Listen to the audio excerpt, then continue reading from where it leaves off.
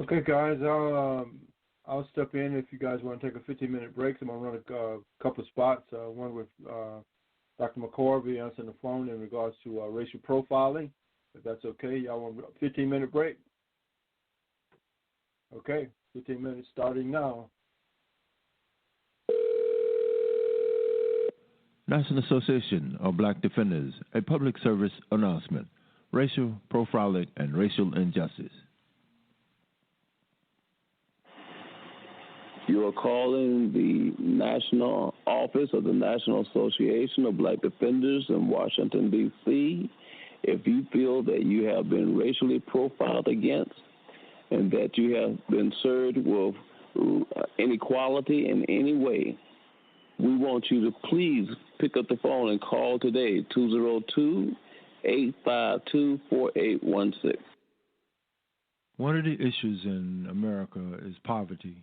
And one of the things that National Association of Black Defenders deal with every day, our executive board and staff, Dr. Eugene Howard and the other people of the National Association Executive Board deal with it every day in the field. And it has to do with poverty and how it affects not only Black America, but white America. It affects all Americans. What it really means to be poor in America. What does it mean? Take a listen. So shame on you. Shame on you, and shame on me, and shame on each and every one of us who haven't rattled the windows of these buildings with cries of outrage at a government that thinks their office furniture is worthy of $40,000 a year and families and children aren't.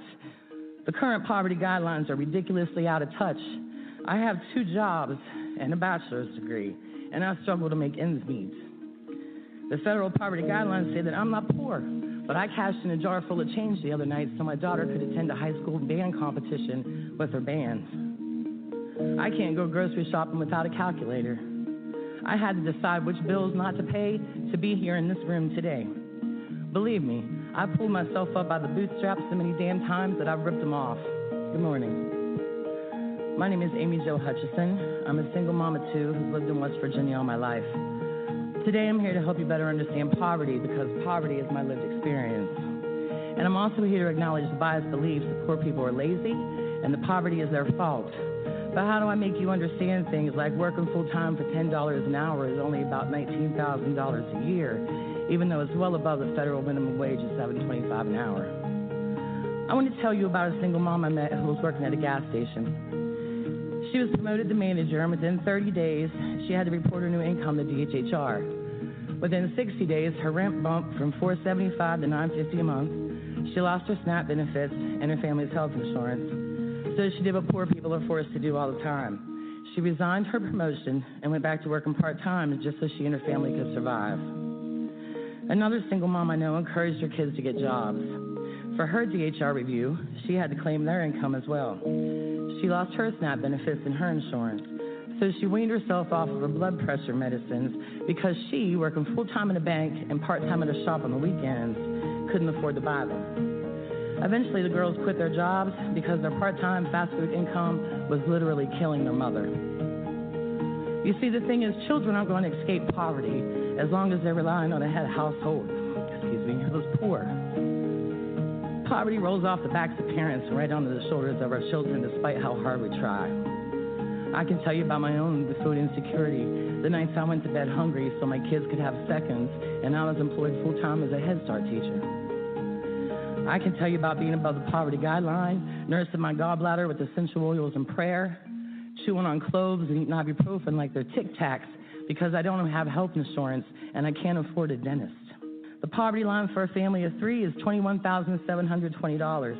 Where I live, because of the oil and gas boom, a 3-bedroom home rents for $1,200 a month. So if I made $22,000 a year, which could disqualify me from assistance, I would have $8,000 left to raise 2 children and myself on. And yet the poverty guidelines wouldn't classify me as poor. I Googled Congressman's salary the other day, and according to Senate.gov, the salary for senators, representatives, and delegates is $174,000 a year. So a year of work for you is the equivalent of almost 4 years of work for me, and I'm $24,000 above the federal poverty guidelines definition of poor. It would take 9 people working full-time for a year at $10 an hour to match y'all's salary.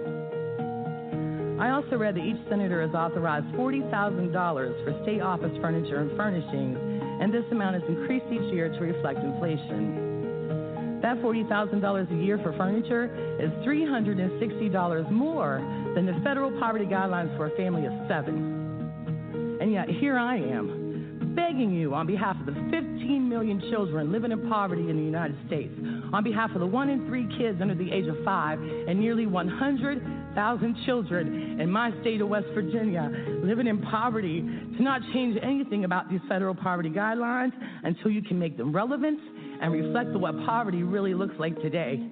You have a $40,000 furniture allotment. West Virginia has a median income of $43,000 and some change. People are working full-time and are hungry.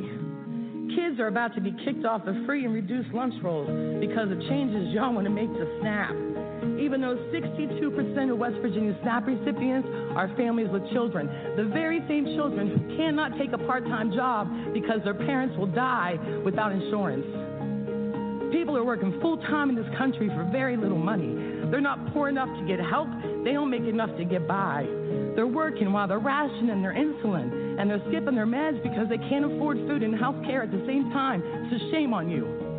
Shame on you, and shame on me, and shame on each and every one of us who haven't rattled the windows of these buildings with cries of outrage at a government that thinks their office furniture is worthy of $40,000 a year and families and children aren't.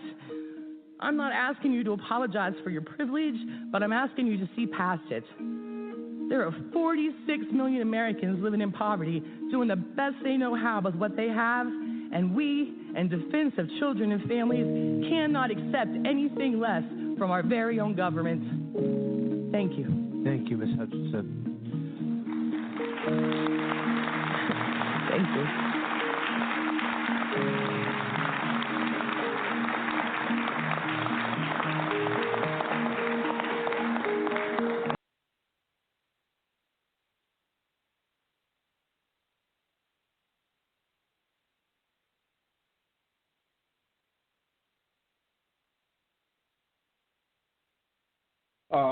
I think it's key that people learn how to use it. Yeah.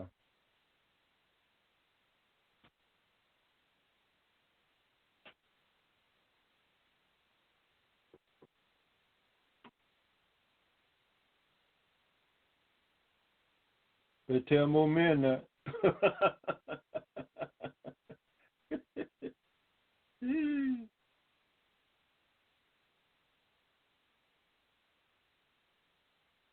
Yeah.